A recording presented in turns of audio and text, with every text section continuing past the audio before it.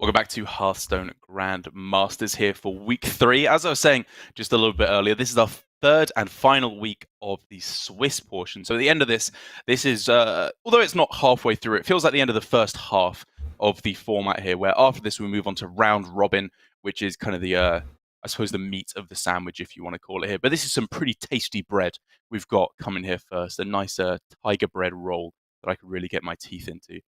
Might have that for lunch, actually. But either way, it is going to be deciding who ends up in Division A and Division B. A lot of them are locked, I think, now, given that the Swiss has already been played out. I think that 6 of the top 8 portions are already guaranteed to the players who have been performing very well week after week. But 7th and 8th place is a very hotly contested couple of spots to get into that crucial Division A. It's true. There are 5 names you guys need to watch out for this weekend because they have the most to play for. Those are Alutemu, Chonsu, Dawn, Blitzchung, and FroStee in order of likelihood to make it. So Alutemu probably in most panouts is going to make top 8. So it's really more of a story of whether the other 4, who among them is going to get the 8th spot. Yeah, it's going to be very, very exciting stuff. I think I suppose to start things off, we could talk about Alutemu's chances because he basically needs FroStee or Blitzchung to not get to the finals is the main talking point for him. So this first match is a good way to start. If FroStee loses here, that is very much good news for Alutemu, given that it's that little bit less likely that he's able to get through to the finals and take the win. But outside of that, just in terms of these 2 players, Glory and FroStee. Glory is, I believe, as you said, already guaranteed to get through to Division A, given that this is his 3rd top 8 in a row. But FroStee, he has come bottom of the pack 2 weeks in a row, which I would say is not necessarily characteristic of his play we've seen so far. Over the last couple of years in Grandmasters, I think he's been a little bit up and down. It's fair to say his commitment to grind the game and practice hour upon hour has waxed and waned. But I think that at the moment, from what he's saying on social media, it sounds like he is potentially back to peak FroStee. Yeah, I would say FroStee is a player that is quick to criticize himself if he sees something wrong with his player, if it's like below his standards. But hand in hand with that, he also is the first to make sure that he cleans it up for the next week. So having a subpar performance 2 weeks in a row, I'm pretty sure acted as a wake-up call and definitely put him on the right track for this week. It has indeed. Let's take a look at the decks that both of these players have brought to see what that is going to have to say about their chances of taking this series. Obviously, we've seen Glory perform very, very well week after week. I think his biggest accolades have been that he has known the matchups very, very well indeed. Time after time. There's been a couple of technical misplays along the way, which I'm not sure if that's going to be working to his advantage this week because his knowledge of the matchups have come with very popular decks that he's been able to grind a lot of games of. Whereas this week, when we're working with Shaman, Paladin, Druid, the less popular decks at the moment, he's going to have to be relying on intuition a little bit more, and I'm not sure if that's going to work in his favor. That's a fair assumption for at least Paladin and Shaman. But for Druid, though, Glory's actually been, along with the other Japanese players, bringing Druid every single week, even when it was already kind of falling in favor last week, when people were just, thinking that it's not good enough after the Kael'thas nerfs. The Japanese players said, well, let's go ahead and cut Kael'thas altogether along with the 8-cost spells. And I think that they've found a list that is still pretty strong. Of course. It's a little bit weird taking a look at the bottom of the graphic there that there was no ban. Obviously, the 6 decks were already banned. And once again, this is a best of 5 played with 4 decks. So one of the decks they can just choose to not play if they feel like it's not a good fit against their opponent's lineups. But for our first game of the day, we got a pretty juicy one here in the form of Galakrond Priest, it looks like, for Glory, up against a fairly standard Totem Shaman for FroStee. I've got to be honest, I could see this matchup going both ways because, the Priest is a deck that's just full of 2 damage AoE, which on paper seems like it should be really, really good against Totem Shaman, but I feel like it might get a bit more complicated than that. Yeah, I think that on paper you would think that, well, all of the base totems are 2 health, so they should be very weak to the AoE. But the strength of the Shaman deck is that it's able to consistently buff the totems. Well, I don't know if that's going to be the pan out with FroStee's current hand, but the whole deck revolves around being able to get a good Totemic Reflection and Splitting Axe, and also just use those cheap spells to buff up their health. So if FroStee can put together that type of board, then maybe Glory won't have a consistent answer until later on in the game. Well, interestingly enough, in the first couple of turns, Glory is definitely pulling ahead. There was some consideration for whether it should have just been Sethic's Veil Weaver on this turn to, turbo onto the board. I wouldn't have hated it at all necessarily. Yeah, I was also looking at that one. Of course, it does get some additional benefits in hand because it's any minion targeted, not the minions, for it to generate a card in hand. But now, Glory already faced with a decision point whether he wants to immediately respect this evil totem by using Penance, which would put him behind, well, not really behind, but I guess foregoes a turn of development. But he is just going to go for Volpara Scoundrel. Pretty juicy options there. I think I'm liking the Holy Nova, yeah. And given that he's not going for the Penance, I really like his choice to damage it, because obviously the card that is on everyone's mind, both players, casters included, is Totemic Reflections. Even though Glory can't see it, he has to know this is like the best thing that FroStee could do here. And so obviously if he damages it twice, it means that FroStee gets a 2-4 instead of a 2-6. True enough, but still, it looks like it's a decent play to go for FroStee here. Yep. Gives him development onto the board and 2 evil totems, so only one of them could be traded down, at least from what he can see on Glory's side of the board. And it's just great to generate more lackey value. The other consideration, I suppose, is Lightning Bolt the Volpara and then Kobold down one of the 1/2s. This looks like he's going for that along with the Storm Traps. So he's gonna overload for 2 next turn. Yeah, this is a big and deal. And maybe try and get a bit more greedy with it. It's a big deal that the evil totem goes to above 2 health. True. Yeah, I guess that is a good reason to throw down the Storm's Wrath, because I was wondering if he could get away with not overloading himself and instead try and play the Totemic Reflection next turn. But in the end, it feels like he played around the AoE as best as he could, but was still met with a pretty devastating penance.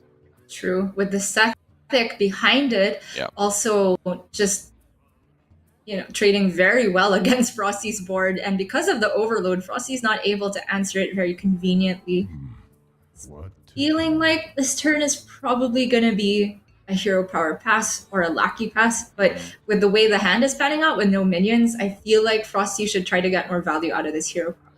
So if he goes hero power and double trade into the Sethic to protect the hero power, the likely thing that Glory can do is, I guess, like Shield of Galakrond is a fairly reasonable thing to expect for 5 mana, against which Totemic Reflections is not that good, actually. It kind of just trades pretty poorly. None of the options looking good for FroStee here, so I think he's instead looking for a rush minion or something like a Direwolf Alpha. I mean, you see his placement to the far left. It was basically begging for the Direwolf. And you know what? I don't fault him for it. The situation is really dire this early on.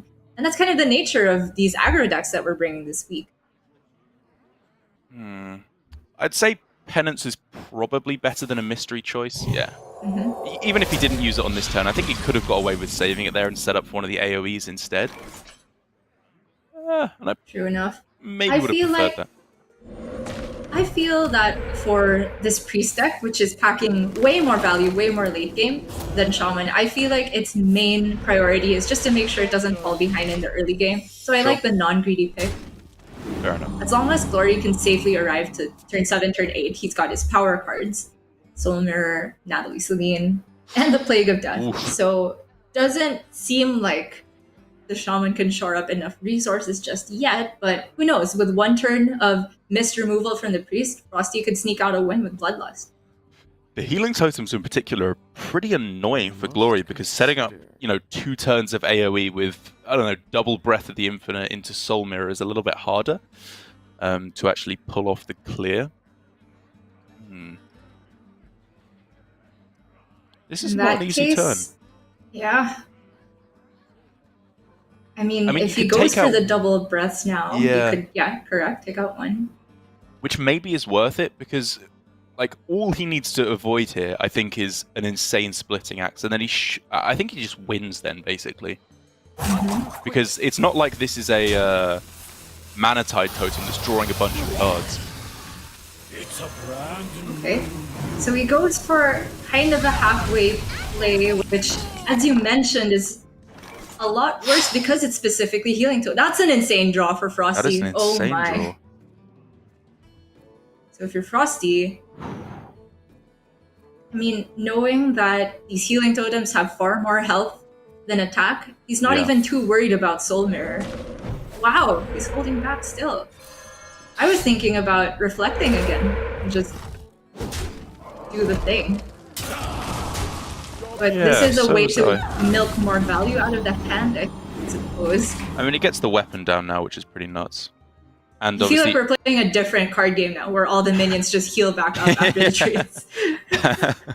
It's true, actually.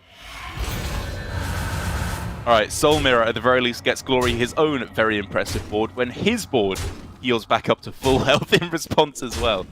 Wow. So the Bloodlust here is 20 damage, 23 with the weapon, still a little bit short.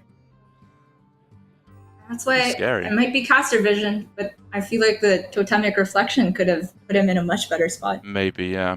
And for Glory on the other side, though, Holy Nova into Breath of the Infinite into quadruple trade, I suppose, is a board clear, right? It is. Unless, of course, FroStee goes for Bloodlust trade. And trade? Ooh. But it doesn't line up well, though. Yeah, it really just kind of gives up his win condition from what we can see. Because after that, he'll just be dealing 2 per minion every turn, which is far too slow versus Priest. Well, maybe it's Totemic Reflections in trade, then. It's not awful. As long as he gets to keep board control, that's just what he needs to do.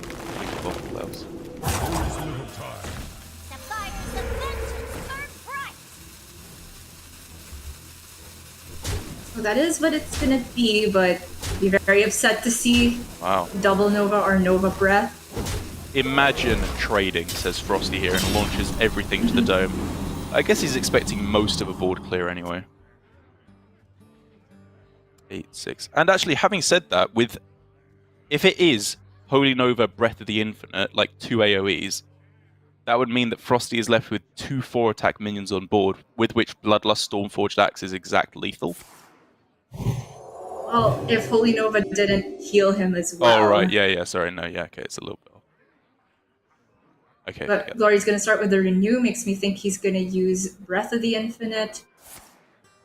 And there's a way to get the perfect order on this. Do the Breath.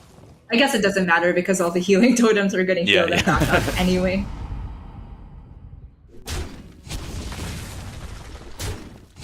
And you can actually kill off one of the 4 attack instead. Yeah, I like this. And FroStee now seems locked out of this game. It's not looking good for him at all.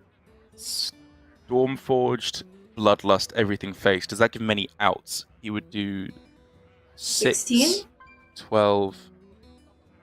Yeah, 16 damage max is what he can do. 5 damage he'd need to find out the deck. I mean, if he can get Serpent Shrine into Wolf Rider or something, like there are outs. There are potential outs here for FroStee. They're just starting to look pretty narrow. This kind of reminds me of what we saw from Staz in week 1, where the deck seems to have 1 or 2 powerful turns, but in the current meta, where a lot of decks are having powerful turns the entire game, oftentimes you just run out of steam middle. But I do agree that FroStee has to play to that out now, because there's no way he's getting board back. Yeah, and I feel like overall, maybe this Glorious deck didn't showcase quite how good it can be in this matchup, but when you're playing double Moarg Artificer in a deck that plays 2 Breath of the Infinite, 2 Holy Nova, Penance, all that goodness, and Holy Smite as well, you start to see that, yeah, maybe this deck is actually just pretty unfaithful against the Priest.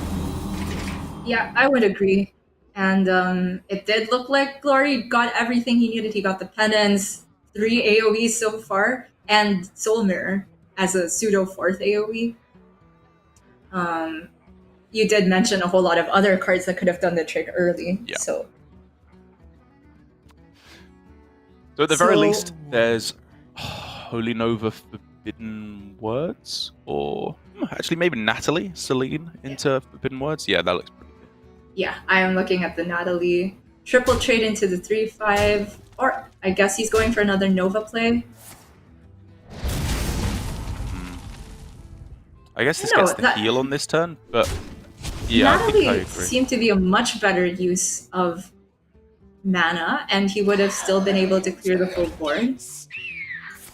Yeah, sets up lethal that a little bit quicker. I agree. But he, I guess, wanted to get the Sethic value for the Forbidden Words. Either way, he also gets to heal for out. 2 with Holy Nova this game, but I agree. And there you have it.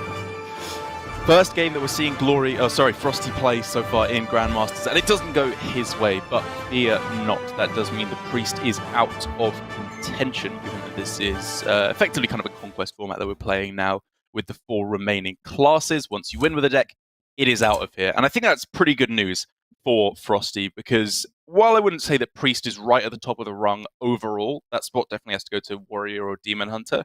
I think when you take out the top 6 classes with bans, Priest definitely feels like it's strongly at the top of the bottom, at the very least. And so with that out the way, I think it would dominate the Paladins, the Shamans, maybe even the Druids with all of the removal that it's got in there. So now I think the game properly starts for FroStee. He should be able to get a much better matchup with his Shaman from now on. Yeah, you brought up a great point about it being top of the bottom in terms of at least ban priority, it seems like. But moreover, if you're expecting a meta post bans to be mostly aggro decks, it seems like Priest should be in a very good spot overall if it's somehow left up, because it has all of those great anti-aggro tools.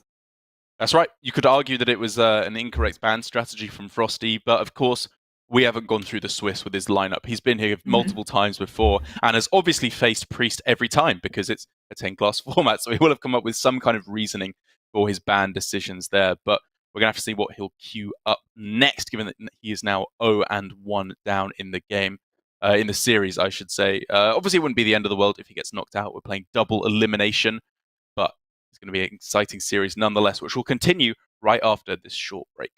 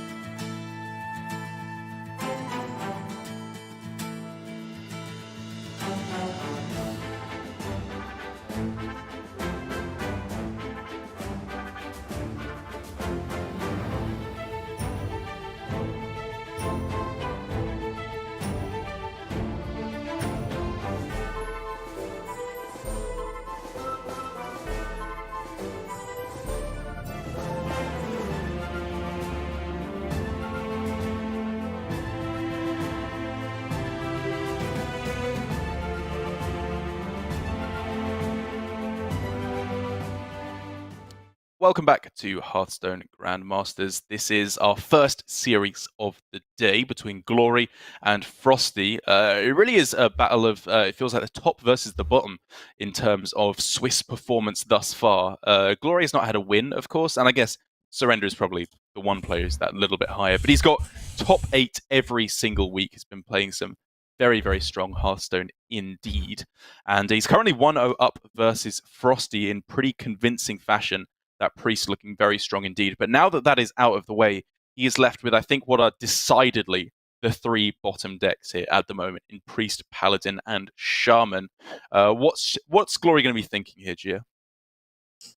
Yeah, I think that people are giving Druid such a hard time. I don't know. I still feel like the deck is quite good, and Glory has made necessary adjustments. He's cut the Sarah. Maybe the lack of inclusion of bees, as we were talking about during the break, would be a little bit detrimental given the population of shamans this week. But I still feel like, look in a vacuum at the power level, Druid was a deck that people were still bringing as late as even last week in a last Hero standing lineup. And given that it has still, like the list is largely similar to before, I feel like it's still got a good chance. So I think it's interesting to think about what Glory will choose to not try and get a win with. Because there's a lot of mind games now that we have 4 decks up for contention. There are indeed. It's kind of a weird dynamic, I think, here, where the fact that Glory and largely the other Japanese players as well, given that, we don't have official confirmation, but given the fact they come up with the same list pretty much every week, we can assume that they're practicing together. It feels like their belief in Druid is kind of their undoing here, because they've really changed very little at all from last week's build. Whereas, I agree, if you look at the deck in a vacuum, it's pretty good. But if you look at it against Murloc Paladin and Totem Shaman, and Priest as well as one of the other big decks at the bottom, and Zoo, as a lot of players are leaving unbanned, it starts to look really bad, in my opinion. It just dies in the early game a little bit too much.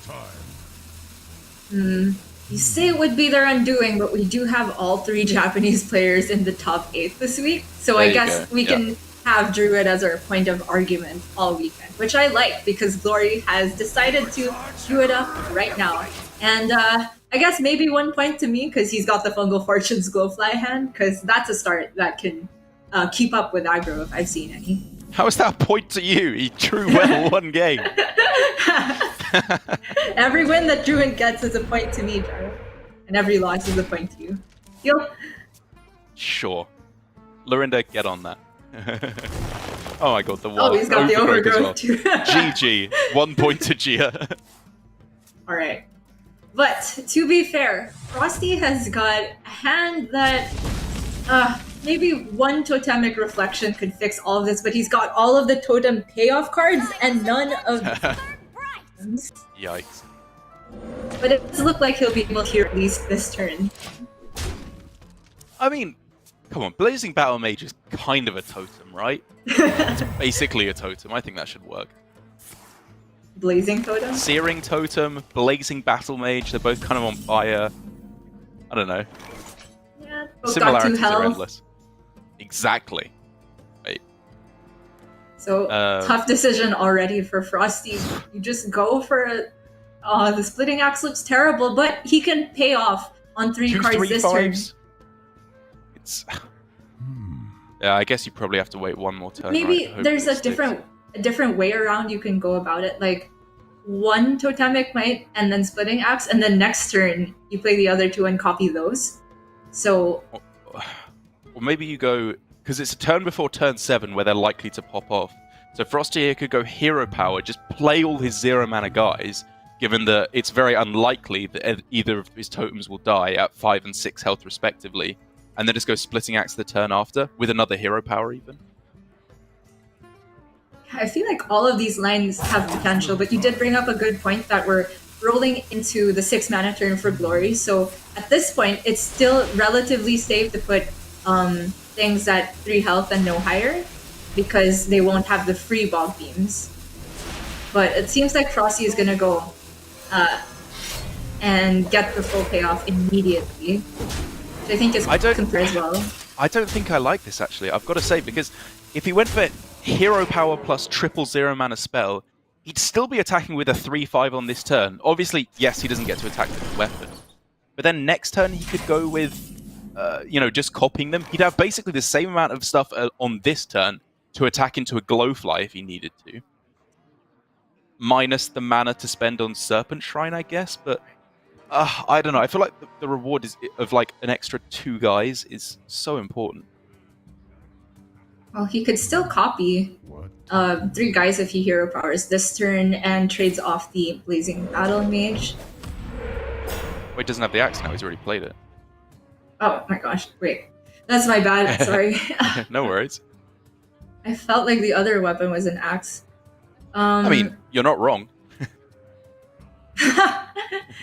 Good point. Okay. So if you're FroStee here, the main game plan is probably going face as much as possible.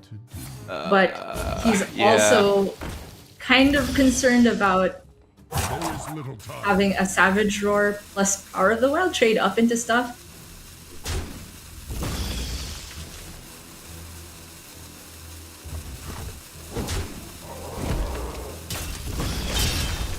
So he's chosen to trade off 3 minions. Yeah, this I like. I think 2 is not that scary, to be honest.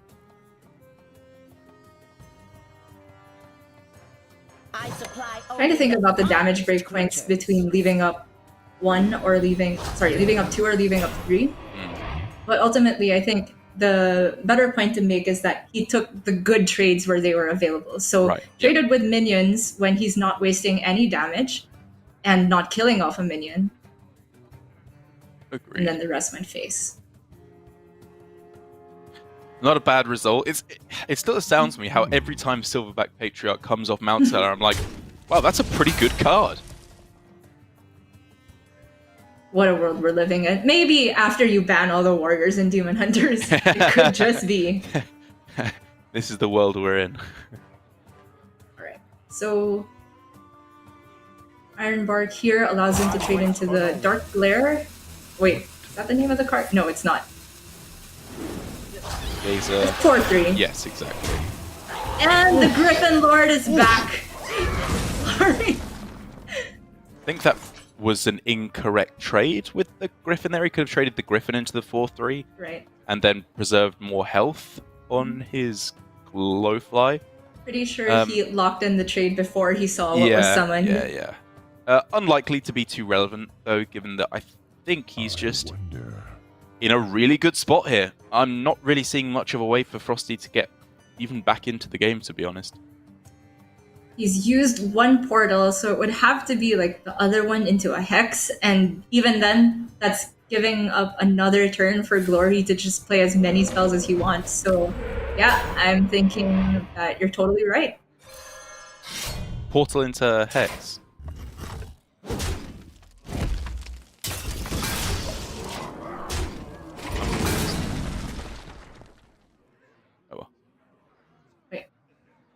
Right, well, basically, I think a whole bunch of spells... I'm saying all the wrong things, sorry. I was thinking of the Ethereal Lactian portal. That's not even close. Right, sorry. It's alright, you still get the point, because I think that Glory is very, very likely to be taking this one here. All the draw, all the minions, Heal all the cards in hand. Yeah, why not? Why not?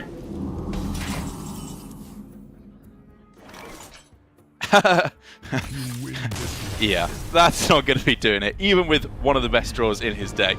Just didn't even feel close. To be fair to Glory, that is yet another game where he drew the nuts as Druid. It's starting to become a trend for him, I think. I don't know what it is that these Druid players have been eating for breakfast to be getting these insane opening hands, but it is clearly working for them. Yeah, the insane openers and the Griffins as well. Doesn't trade them into the wrong place. But that's the argument that I want to make, at least in terms of just as a deck in a vacuum, not looking at specific matchups. I feel like Druid is more predisposed to getting the nuts because they run cards like Fungal Fortunes. They run Rising Winds for even more consistent card draw. Whereas with Shaman, it seems very reliant on your opener because the only other card draw comes from Mana Tide Totem. Yeah, it's I don't know. I definitely agree with you again in a vacuum, but looking at the metagame, if it's at the top end, you're weak to warrior, you're weak to demon hunter, you're kind of weak to priest, mage, and then at the bottom, all the aggro decks you're weak to. It kind of feels like the only really like consistently good matchup where you don't have to super high roll is versus the rogue can be very good a lot of the time. And arguably Paladin is just so weak that it's good anyway. But in this particular matchup, it did work out. I definitely think that FroStee could have gone for some alternate lines there. I think his splitting axe was maybe not quite ambitious enough, given that he could have, I think, fairly easily copied two totems on the following turn, even if it would have been a lot less mana efficient over the 2 turns that he played it. But either way, it does mean that Glory is up 2 games to 0 and is left with only the choice here for the first time of Paladin or Shaman. Now we are down to the real dregs. I think we can agree. And between the dregs, at least going off of Shaman's win rate so far, I feel like Paladin might have a better shot. Yeah, I mean, I guess we can take a look at the lists. There are how many hungry crabs? 2 hungry crabs in FroStee's Shaman, if he decided to queue that up. But instead, he's switching over to the Paladin here. Obviously, it's effectively Conquest, so he doesn't have to queue the same deck up again. But Glory now with his own Shaman. He, I believe, has 2 hungry crabs in his list. So if he can find any of those, he should be in a great spot against a deck that is almost exclusively Murlocs from FroStee. And it is very much the population of hungry crabs across all of the lists that I think pushed Glory to queue Shaman over the Paladin, because it's the deck that doesn't rely on the Murlocs. But FroStee's got his choice of how he wants to curve out. I guess the Tidehunter and the Hench Clan Hogsteed don't line up very well against the Tempest, so it's gonna be... can I just call this Murg? No! It's just that syllable over and over anyway. McGurgle, wurgle, wurgle. Oh my god, and the crab off the top! Om nom, om nom. Yep, FroStee throws his hands up. This, I don't know, it's kind of an unfortunate side effect of how this format is going to work out this weekend, because, you can see it on FroStee's face, you can see it on Glory's face. He just got grabbed. It's going to happen a lot this weekend, and it feels pretty awful for the player on the opposite side. But it's not all over for Glory. I could see a world where he actually holds off for a while. The Hogsteed, sure, can trade into the 2-1. But maybe, if he gets to turn 5, he can actually just summon 2 Murlocs and then use the Ghost Lights here on them. And we've seen many games where Shaman just runs out of stuff. It's not like he's under very much pressure either. Sorry, dear, let me just note down top 5 plays, drawing crab on 2. Alright, brilliant. Ready to carry on. And even the Taunt Totem really nicely blocks out the Underlight Angling Rod, one of the, I don't know, I would say few cards that makes Murloc Paladin even, respectable as a bottom tier deck. It's a very, very powerful card that gives you a lot of refill and board control in the mid game. But when you're whacking it into a, I don't know, Stoneclaw Totem, that's just, so far you're falling behind. True enough. But honestly, I felt like it could have been a line FroStee would take that turn just to remove 1 minion. Weapons are good, even if they're just removing O2s in this matchup. I feel like his way back into the game was saving the development for the turn that the Cold Light Seer comes down as well, given that the weapon could presumably remove 2 minions over 2 turns. Well, maybe he's going to get that now anyway. The Toxfin makes this a lot juicier, and he can, like you said, start to build up a hand of Murlocs with the Rod, and then hope to buff them all with the Cold Light Seer. It's not over. It's not completely over yet. It's not over, but Glory can put the clock on FroStee now with either the Serpent Shrine or Flame Tongue. Well, Flame Tongue would just die straight up to the weapon. Yeah. The Overload is a bit awkward because you really want to go to 5. I wonder if there was any argument for not taking the trade on the remaining Murloc there. Take the extra 2 damage, but then seeing as 1 minion would die immediately, I guess it also doesn't set up for Bloodlust Lethal. Yeah. And I guess actually he's going up to a 5 mana next turn anyway. So yes, I agree. Ultimately, it's working out very, very well for Glory here.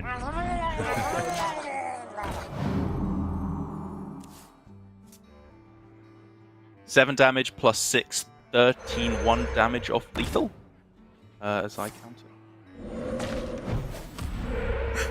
He'll be... If he goes all face here, does he not just set up a lethal or Serpent Shrine off the top? I guess there's no harm in just making sure. Exactly. I think if you just take the value trades and set up for Bloodlust, that just effectively guarantees the win. Yeah, the only removal FroStee could have off-board is the other angle weapon or the other Hogsteed. Yep. And that is just going to straight up do it. It was a bit of a grim series there for FroStee, but, you know, nod of the head, he knows that's the way it can go sometimes. And Glory, with his consistency yet again, his signature consistency, goes up to our winners match later on today. Very well played, I think, by Glory. Honestly, I would have no real complaints with his gameplay there over that series. He got very, very good cards consistently. Like, the one thing I'm looking at is right back at the start of the game where he could have played Sethic Veilweaver on 2 instead of another 1/2. Like, it's very, very minor things like that. And I think as he's probably played more of the deck than I have, he probably realizes it's more important to save it for value later on. Whatever it is, I think that was just a very, very strong series from Glory and a deserved win.